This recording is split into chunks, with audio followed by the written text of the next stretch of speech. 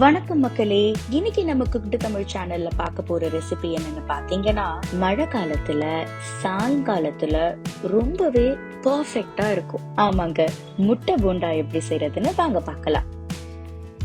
முதல்ல 3 முட்டையை எடுத்து அதை நேரா பாதியா வெட்டி எடுத்து வச்சுக்கோங்க. அப்புறமா ஒரு பாத்திரத்துல 2 கப்பு கடலை மாவு, 1/4 கப்பு அரிசி மாவு, 2 டேபிள் ஸ்பூன் மைதா, 1 டீஸ்பூன் மிளகாத்தூள், 1/2 டீஸ்பூன் உப்பு, 1/4 டீஸ்பூன் பேக்கிங் பவுடர், 2 கப்பு தண்ணி ஊத்தி சின்ன சின்ன கட்டி கூட இல்லாத மாதிரி கலக்கிக்கணும்.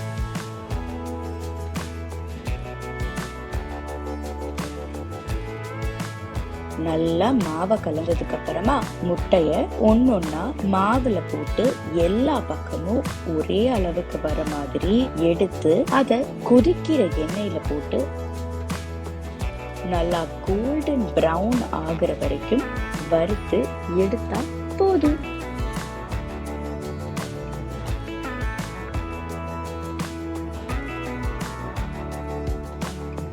சூப்பரான முட்டை போண்டா தயார். இந்த ரெசிபி உங்களுக்கு ரொம்ப பிடிச்சிருந்ததுன்னா மறக்காம நம்ம குக்டு தமிழ் சேனலுக்கு சப்ஸ்கிரைப் பண்ணுங்க. அப்படியே அந்த பெல் ஐக்கனையும் கிளிக் பண்ணிடுங்க.